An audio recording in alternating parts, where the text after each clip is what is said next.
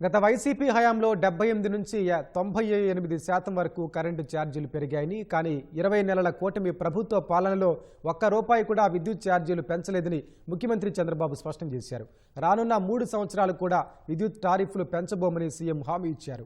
అంతేకాకుండా మెరుగైన విద్యుత్ సరఫరా చేస్తామని అసెంబ్లీ వేదికగా వెల్లడించారు. మొత్తం పవర్ యూటిలిటీస్ చూస్తే 1,22,422 కోట్ల రూపాయలు బకాయిలు పడే పరిస్థితి వచ్చింది.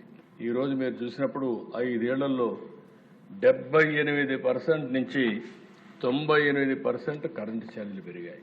నేను ఆ రోజు చెప్పాను, మా ప్రభుత్వం సమర్థవంతంతో పనిచేస్తాం, కరెంటు ఛార్జీలు పెంచమని చెప్పి 2 ఏళ్లైనా కరెంటు ఛార్జీలు పెంచడం లేదు, పెంచం.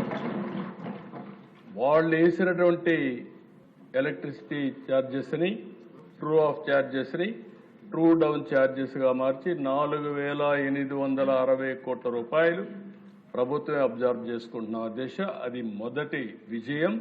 రాబోయే 3 సంవత్సరాల్లో కూడా కరెంటు ఛార్జీలు పెంచం, మెరుగైన ఎనర్జీ సరఫరా చేస్తామని మరొకసారి అందరికీ హామీ ఇస్తున్నాను.